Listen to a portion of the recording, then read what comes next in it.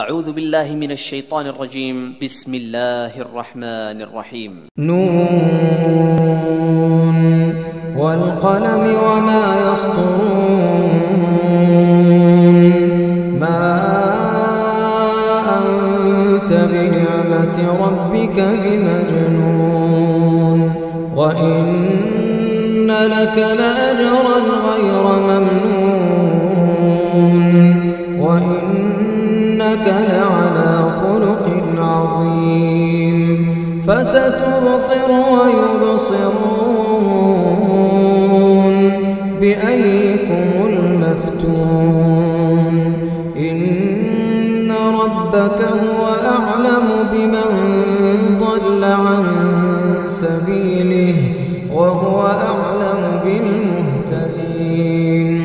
فلا تطع المكذبين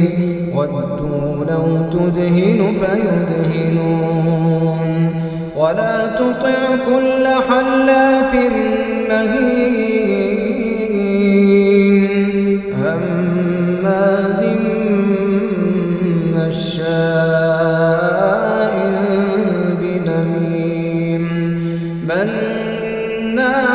للخير معتد أثيم عتل بعد ذلك زنيم أن كان ذا مال وبنين إذا تتلى عليه آياتنا قال أساطير الأولين سنسمه على الخرطوم إنا بلوناهم كما بلونا أصحاب الجنة إذ أقسموا ليصرمنها مصبحين ولا يستثنون فطاف عليها طائف من ربك وهم نائمون فأصبحت كالصريم فتنادوا مصبحين أن اغدوا على حرثكم إن كنتم صارمين فانطلقوا وهم يتخافتون ألا يدخلنها اليوم عليكم مسكين وغدوا على حرد قادرين فلما رأوها قالوا إنا لضالون بل نحن محرومون قال أوسطهم ألم أقل لكم لولا تسبحون قالوا سبحان ربنا إنا كنا ظالمين فأقبل بعضهم على بعض يتلاومون قالوا يا ويلنا إنا كنا طاغين عسى ربنا أن يبدلنا خيرا منها إنا إلى ربنا راغبون كذلك العذاب ولعذاب الآخرة أكبر لو كانوا يعلمون إن للمتقين عند ربهم جنات النعيم أفنجعل المسلمين كالمجرمين ما لكم كيف تحكمون أم لكم كتاب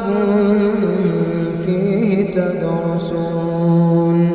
إن لكم لكم فيه لما تخيرون أم لكم أيمان علينا بالغة إلى يوم القيامة إن لكم لما تحكمون سلهم أيهم بذلك زعيم أم لهم شركاء فليأتوا بشركائهم إن كانوا صادقين يوم يكشف عن ساق ويدعون إلى السجود فلا يستطيعون خاشعة أبصارهم ترهقهم ذلة وقد كانوا يدعون إلى السجود وهم سالمون فذرني ومن يكذب بهذا الحديث سنستدرجهم من حيث لا يعلمون وأملي لهم إن كيدي متين أم تسألهم أجرا فهم من مغرم مثقلون أم عندهم الغيب فهم يكتبون فاصبر لحكم ربك ولا تكن كصاحب الحوت إذ نادى وهو مكظوم لولا أن تداركه نعمة من ربه لنبذ بالعراء وهو مذموم فاجتباه ربه فجعله من الصالحين وإن يكاد الذين كفروا ليزلقونك بأبصارهم لما سمعوا الذكر ويقولون إنه لمجنون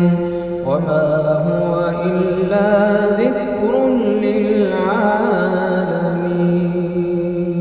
أعوذ بالله السميع العليم من الشيطان الرجيم ऐ परवरदिगार हम तेरी ही इबादत करते हैं और तुझी से मदद मांगते हैं।